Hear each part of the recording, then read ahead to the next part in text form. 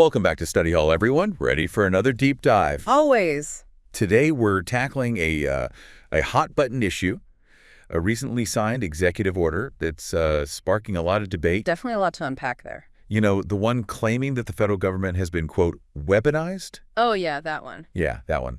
We're going to take a look at what it actually says and explore the potential impact, both the good and the bad. So you were kind enough to send over the actual executive order itself. Right. And a really insightful analysis of the pros and cons. The more I dug into this, honestly, the more questions I had. It's complex. It is. So let's jump right in, okay? Starting with the executive order. It's titled, Ending the Weaponization of the Federal Government, signed on January 20th, 2025, just a few days ago. The core claim is that the previous administration systematically used federal law enforcement and intelligence agencies to target, well, their political opponents. It's the word weaponized that really jumps out, It's not just saying these agencies were used for political purposes. It's implying this deliberate and harmful intent. Right. A strong accusation, and it sets a very specific tone. It really does. And it goes even further, getting very specific. It mentions parents who protested at school boards, critics of the previous administration. It even points to this disparity in how those involved in January 6th were prosecuted compared to those involved in Black Lives Matter protests. Interesting. So the order, it lays out this premise of weaponization. Then it calls for reviews of both law enforcement and intelligence community activities over the past 4 years, with the goal of identifying any actions that go against, contradict, the order's purpose. That's where it gets tricky. How do you measure that? How do you measure what's contrary to the purposes and policies of this order? Yeah. That's incredibly broad. And without clear guidelines, whoever's doing the reviews, they have a lot of leeway. Right. What gets flagged and why. It's a huge gray area. It seems like it could become very political very quickly. Oh, for sure. So let's bring in that analysis you sent over. I think it'll help us make sense of some of this. It highlights some potential, benefits and drawbacks. On the plus side, it talks about restoring public trust in the government. The idea is that by acknowledging and addressing any potential abuses, faith in the government can be restored. Right, like owning up to mistakes. Exactly. But there's a flip side to that. Yeah, for sure. The analysis acknowledges that just doing these investigations could be seen as politically motivated. If you're already skeptical of the current administration, this whole thing could look like a way to discredit their predecessors. A way to get back at them. Exactly. So whoever's conducting these reviews, they're walking a tightrope. Yeah. It's a tough spot to be in. And that brings us to some of those potential downsides that the analysis brings up. One concern is that this executive order could, be used for political retaliation. That it could undermine, the legitimacy of these federal agencies. And it might even create a chilling effect where the agencies are afraid to act decisively, because they're worried about being scrutinized later. That chilling effect is a big concern, especially if you think about it big picture. These agencies, particularly law enforcement, intelligence, they often have to act fast, decisively. If they're always looking over their shoulder, worried about how their actions are going to be investigated, years later, it could paralyze them. And that has consequences. Consequences for national security, for public safety. Imagine, a hostage situation where agents hesitate. Because they're worried about what people will think years from now. Exactly. So it's like, on the one hand, we want accountability. We want to make sure these agencies aren't abusing their power, right? But we also need them to be able to do their jobs. It's a balance, isn't it? It is. It's a really difficult balance. And this executive order, it really throws that tension into sharp relief. It does. Forces us to grapple with some big questions about what we want from our government. How much power should it have? How do we make sure that power is being used responsibly? It's not just about, specific accusations or partisan politics. It's about these institutions, these fundamental institutions that underpin our government. It's about how our government actually works. How it functions within a democracy. Exactly. And, we're starting to see the layers here. This isn't just about today or tomorrow. This is about what kind of government we want for the future. What kind of society we want to live in. How do we balance those, individual rights and national security? How do we make sure that those in power are held accountable? Without stopping them from doing their job, which is to protect us. It's complex, it's messy, but it's also pretty fascinating. It is. It's like watching a a slow-motion train wreck, you know? In a way, I guess that's why we like doing these deep dives. I think so. Okay, before we go any further, let's take a closer look at some of those implementation challenges. The analysis mentions how incredibly complex it would be to actually review, 4 years of activity Yeah. across all these different agencies. Think about it. We're talking about reports, memos, emails, operational plans. A mountain of information. It's overwhelming. And even if they do find something, then what? Right. What's the next step? How do you define what violates the order? What's an appropriate response? Without clear guidelines, this could get bogged down in, bureaucracy, legal battles. Partisan fighting? Yeah. Years of investigation, debate, and maybe nothing changes. That's gotta be frustrating, right? Yeah. For everyone. Especially the public. Imagine waiting all that time for answers and then nothing. It could actually make things worse. Yeah. Make people even more cynical. Absolutely. Even if the order is well-intentioned, it could backfire. It's a reminder that good intentions aren't enough. You need a plan, a process. And the commitment to actually see it through. Yeah. So here we are with this executive order trying to address a serious problem, but potentially creating a whole host of other problems. And we've only just scratched the surface. We have. There's a lot more to unpack. So much more to unpack. We've got the claims, the potential benefits, the drawbacks. Where do we go from here? I don't know. You tell me. What's next? You mentioned that chilling effect before, and Yeah. I think it's worth digging into that a little bit. When we talk about the potential consequences of this executive order, I don't think we can overlook the impact on, on people's rights, on individual rights. Okay, help me connect those dots. How could hesitancy within these agencies actually affect our rights, our freedoms? Well, a lot of our core rights, like freedom of speech, freedom of assembly, freedom of the press, they rely on the government not getting in the way.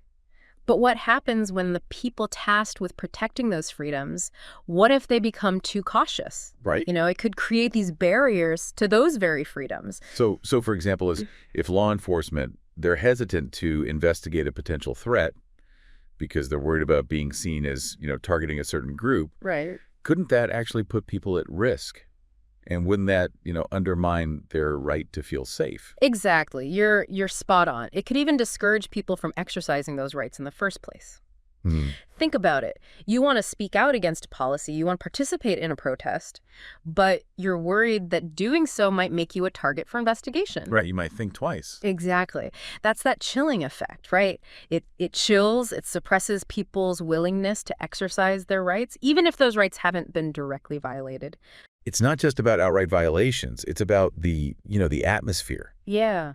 The fear. Yeah, the uncertainty. That can make people hesitate, make them afraid to participate. And that's why this executive order, as well-intentioned as it might be, it needs to be implemented really carefully. Yeah. We have to be aware of these unintended consequences, the ripple effects that could actually harm the very rights it's trying to protect. It's that tightrope again, right?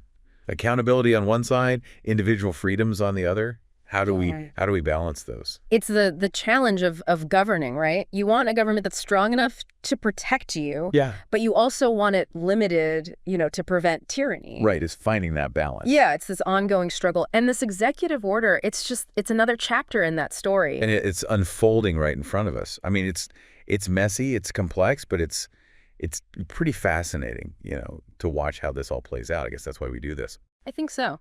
Reminds us that democracy, it's a process. It's constantly changing. Evolving, adapting. Exactly. And we all have a role to play. Speaking of our role, as citizens, the analysis you sent over, it also brought up some concerns about this whole thing being used as, as a political tool, maybe even to undermine these agencies, settle scores. Yeah. It talked about this idea of selective accountability. Yeah, where certain incidents are highlighted and others are ignored. Exactly. Those are valid concerns. Anytime you're talking about investigating past actions, there's always that risk of bias creeping in. It's so important for the people conducting these reviews. They have to be impartial, objective. They can't be influenced by politics. That's a tall order, right? Mm-hmm. Especially these days, it seems like everything is seen through a partisan lens. It does. But if we want people to trust this process, it has to be seen as fair. If these reviews look like they're motivated by politics or bias, it's just going to make things worse. Yeah. It's like pouring gasoline on a fire. Exactly. So we need to talk about this. We need to be honest about the potential for bias, and we need to demand transparency. Sunlight is the best disinfectant. Ooh, I like that. Sunlight as a disinfectant. It's about being open. Accountable. Yeah. The more transparent this whole process is, the less opportunity there is for things to get twisted, for manipulation. Absolutely. And that transparency, it can't just be about the reviews themselves. It's also about how the findings are communicated, Right. what actions are taken, and how those actions are justified. It's about creating a system that everyone can see, that everyone can trust, a system where it's clear that the government is serving the people. That's it. Exactly. Okay, so we've talked about, the chilling effect on rights, Yeah. the potential for this to be used for political purposes. What else should we be thinking about? Well, we should talk about the people doing this work, the federal employees, how this could affect their morale, how it could affect their ability to do their jobs.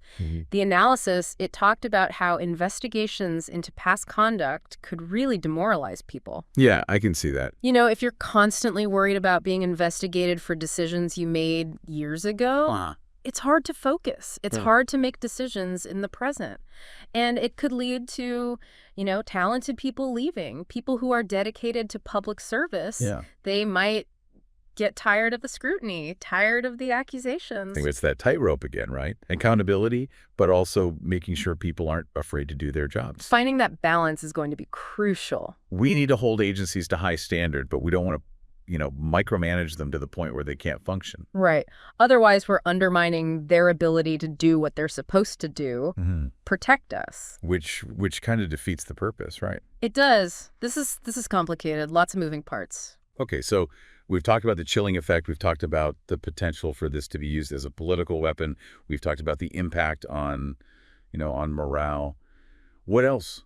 What else should we be considering? We've covered a lot of ground, haven't we? Dissected the executive order, looked at the good, the bad, really starting to see just how big of a deal this could be. But I think there's one piece missing, one really important piece.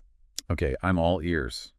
What are we missing? The future. We need to talk about, how this could actually play out. What are the different scenarios? Because it's complicated, right? Lots of possibilities. I think it would help to sort of map out a few paths this could take. Okay, I like that. Looking ahead. So what's the first scenario? What's one way this could go? All right, let's imagine the ideal scenario. The reviews, they're done thoroughly, impartially. They find clear evidence of wrongdoing, and that leads to real reforms, within the agencies. That would be a win for accountability. And it could go a long way toward restoring public trust, sending a message that this kind of, weaponizing the government, it's not okay. That sounds like the best possible outcome. The system works, mistakes are corrected, and there are safeguards to prevent it from happening again. Right. But we've talked about the challenges, right? The potential for bias, just the sheer amount of information involved. Yeah. It's a lot to overcome. It is. And even if the reviews are done right, fair, and objective, there's still the question of what happens next. What would, appropriate remedial actions actually look like? Yeah. What does that even mean? Right. We see people disciplined. Yeah. Changes within the agencies, both. The order leaves a lot of room for interpretation, and that could create inconsistencies, even more debate. So even in this best case scenario, where we have evidence, we have commitment to reform, there's still a lot of uncertainty. It's like we're only halfway through the story. So what about a less optimistic scenario? Well, that's where things could get messy. What if these reviews get bogged down? Partisan battles, legal challenges, just bureaucracy. Yeah. They drag on for years, costing time and money, and nothing changes. No real findings, no meaningful change. That's a pretty bleak picture. Years of investigation, mounting frustration, and in the end, nothing to show for it. Right. It would feed into that cynicism that people already feel toward the government, and that's not good for anyone. No, it's not. It's like it would make the problem worse. Okay.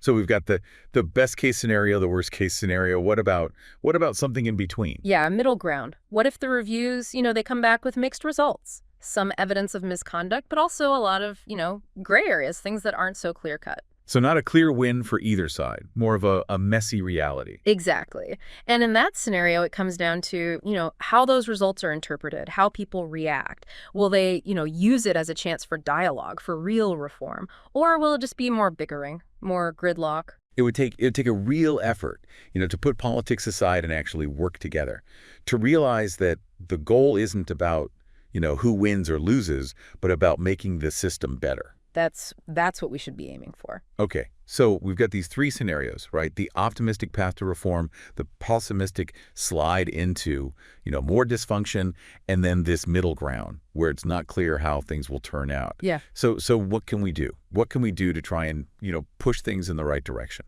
Well, that's where we as citizens come in. We have to stay informed. We have to ask tough questions, hold our leaders accountable, Yeah. make our voices heard, demand transparency, have those hard conversations, push back against the cynicism, the apathy, because those things, they can really paralyze a democracy. We can't just sit back and watch. We have Yeah. to participate. Exactly. Even when it's messy, even when it's, frustrating.